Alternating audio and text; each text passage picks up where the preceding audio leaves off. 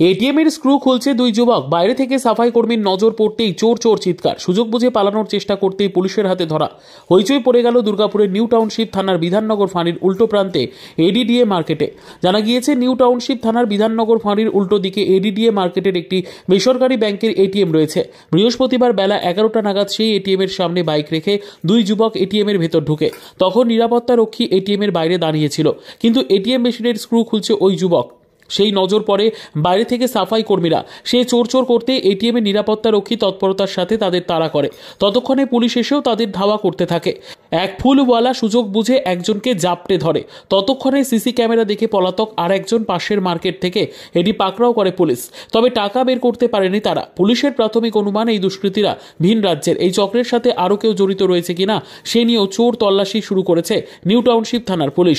স্থানীয় ফুলওয়ালা বিশ্বজিৎ দাসের দাবি, বিধাননগরের বুকে এই ঘটনা দেখে আমরা আতঙ্কিত। যদিও দুজনই ধরা পড়েছে, আমিও একজনকে ধরেছি, তারপরে পুলিশের হাতে তুলে দিয়েছে। পুলিশের নজরদারি আরও বাড়ানো দরকার বলেও দাবি করছি। পাশে আছে, ধরুন তারা দেখছে, ঘর থেকেই দেখছে চুরি হচ্ছে, এর থেকে বড় আর আতঙ্কিত কি হতে পারে? আর বিধাননগরের মতো জায়গায় এরকম ঘটনা হয়, এটা আমাদের জন্য একটা দুর্ভাগ্য। মানে এটা আর কিছুই বলার নেই যে আমাদের কোথায় আমরা গিয়ে পৌঁছাবো।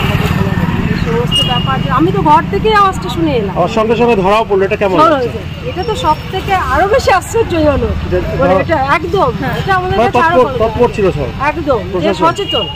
বিধাননগরে সব এখানে জনগণ যারা ছিল, প্লাস প্রশাসন, প্লাস আমাদের আজকে মার্কেট, আজকে এদিকে মার্কেট, এটা আজকে মার্কেটের দিন এরকম একটা ঘটনা যায়, ওই জন্য হয়তো সঙ্গে সঙ্গে এটা ধরা পড়েছে। আর এটার জন্য আরও আমরা থ্যাংক ইউ, সবাইকে ধন্যবাদ দেবো যারা এর সঙ্গে জড়িত আছে, প্রশাসন হোক, আপনারা যে যারা সবাইকে ধন্যবাদ আমরা বিধাননগরবাসীর কাছ থেকে। তবে হ্যাঁ, এটা নিয়ে আমরা খুবই আতঙ্কিত, কারণ এটা ধরুন আজকে জনগণের করতে হচ্ছে।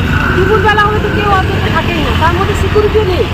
আমাদের কিন্তু অঞ্চলটা কোনো সিকিউরিটি নেই, সেই জায়গা থেকে আমরা তো পুরোপুরি আতঙ্কের মধ্যে থাকবোই সবসময়।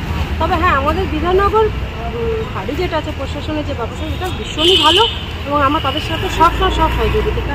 আপনার নাম? আপনার নাম? আমার নাম চন্দনা ঘোষ। চন্দনা ঘোষ। ঘোষ। ওরা এটিএম লুট করছিল, ওরা পালাচ্ছিল, তা ওদেরকে কটার সময় ঘটনাটা ঘটে? 10:30। আচ্ছা, মানে আপনি কোথায় ছিলেন? তখন দোকানে ছিল। তো দোকানে ছিল। তারপর কি হলো?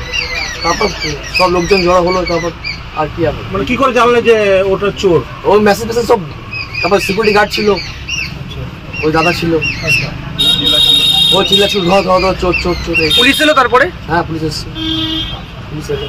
আপনি ধরলেন? হ্যাঁ, আমি তো দোকানে ছিলাম ওই স্পটে। আচ্ছা, ও এইদিকে ঢুকেছিল, এইদিকে পেরিয়ে যাচ্ছে, ওই ওকে ধরা। আপনার নাম? আমার নাম বিশ্বজিৎ। বিশ্বজিৎ কি? বিশ্বজিৎ দাস।